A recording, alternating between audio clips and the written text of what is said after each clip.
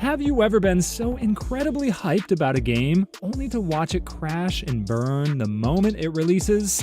In some cases, the game never even makes it out of the drawing board.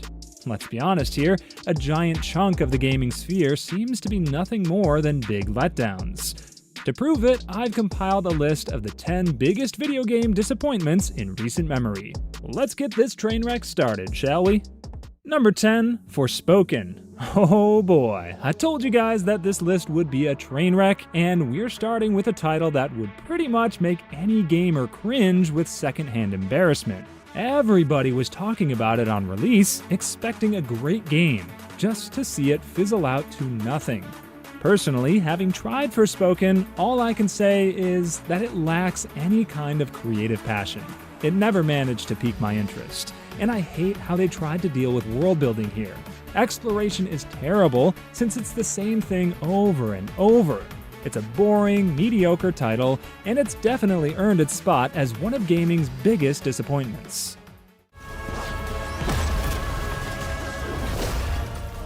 Number 9, Diablo IV. Yup, I'm talking about that Diablo game. No, not Diablo Immortal, because people were prepared for that to be disappointing from the beginning. I'm talking about Diablo IV, a game that most gamers were looking forward to. Blizzard needed this game to be a home run. Unfortunately, what we got was an exercise in frustration and yet another reason to dislike Blizzard, as if there weren't enough reasons to already. While the game has its good points, where it falters is the constantly terrible and baffling decision-making of the developers. Diablo IV has already had its name dragged across the mud for its anti-consumer practices, but now we have talks of uniques being given to those willing to pay more for the upcoming expansion. This is pretty much the reason why live service needs to stop being a thing in the AAA gaming space. Oh well, at least we still have Path of Exile 2. Number 8, Starfield. Alright guys, this game has been out long enough, right? We can stop pretending that it's a fantastic experience, right? Fallout 4 was considered one of the more disappointing releases at the time, and it's a far better game than what Starfield turned out to be. The trouble with Starfield pretty much comes from the hype that surrounded its development. Even though Bethesda's been known to release a stinker now and again, Starfield felt different. It really seemed like Bethesda was going all out. But Bethesda seems to hate good games as much as Todd Howard hates the truth. All you have to do is type, "Why is Starfield so bad?" in the search bar to find everything you need to know about this lifeless title. Number 7, Redfall. This is yet another title that seems to have carved its spot in the gaming pantheon as one of the most disappointing releases ever. Do I even have to say anything that people don't already know? When you consider who was behind this game, Bethesda and Arcane Studios, you kind of understand why people are so disappointed.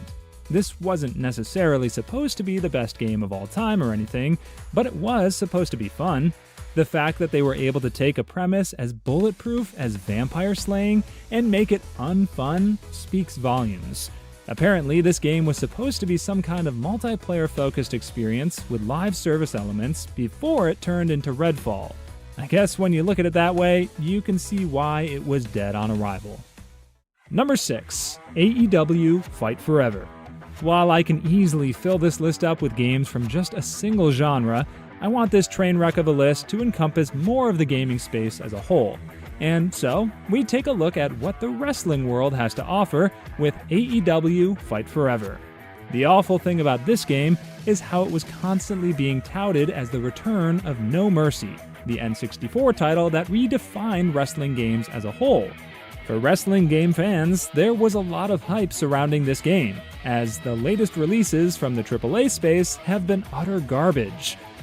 Unfortunately, the only thing AEW Fight Forever can do is add its name to that list. An unpolished, mediocre title that even hardcore fans have a hard time enjoying. Number 5, Immortals of Aveum. It's such a shame when an interesting premise gets bogged down by terrible, soulless gameplay. Immortals of Aveum was shaping up to be pretty good, and I had to admit, even I was swept up by the hype leading up to its release. Sure, it wasn't anything too groundbreaking.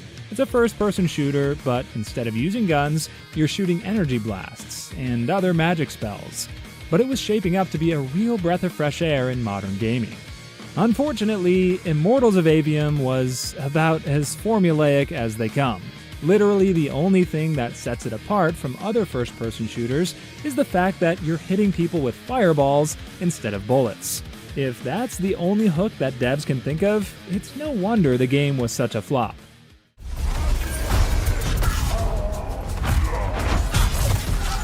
Number 4, The Lord of the Rings Gollum.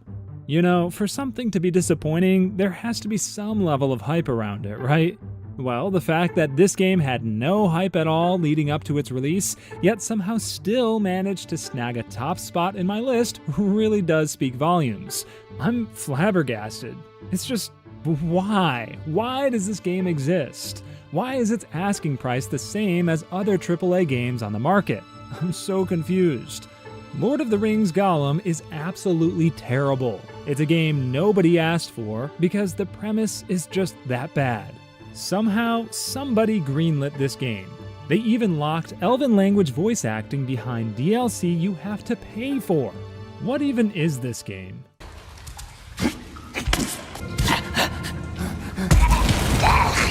Number 3, Call of Duty Modern Warfare 3. Are you a fan of the Call of Duty series? I feel like that's becoming something of a stigma lately. It's like fans of the series are so embarrassed with recent releases that they'd prefer to just play in silence. Let's just rip the band-aid off and get to the point. Modern Warfare 3 has about as much passion as a wet piece of cardboard. I was always the type to enjoy the campaign of these titles, so imagine my surprise when they couldn't even get that one right. It's obvious they're phoning it in at this point. I can still remember the excitement of following the Modern Warfare series back in the day, as the campaign was always well worth the asking price. Unfortunately, that's no longer the case. Whether you're a fan of the campaign or the multiplayer experience, my advice is to avoid this title like the plague. Number 2, Saints Row Reboot. You're looking for a disappointing game, right?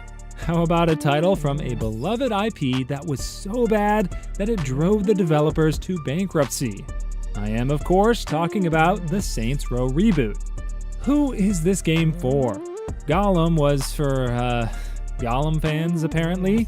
I'm sure someone out there exists who's a big enough Gollum fan to at least play that game to completion. However, Saints Row has no such excuse. I refuse to believe that anyone on this planet liked this game, outside of it being so bad it's good. Even then, I would argue that it's just so bad it's bad. They decided, you know what, let's create a game that's so terrible that everyone hates it. Then let's throw a tantrum and blame the gamers when things don't go our way. No wonder Volition bit the big one.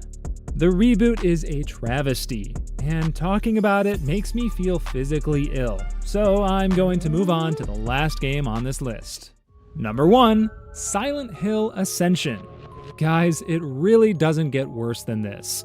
I don't know of any other game that's been more of a disappointment to everyone than Silent Hill Ascension.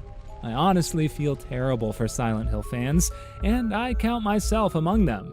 It's not even a game anymore. Well, it technically still is, but it's more of an interactive experience than anything else. It sees itself as a TV show, akin to a series you might watch on Netflix. Only you have a say on what the characters in the game, or show, or whatever, do.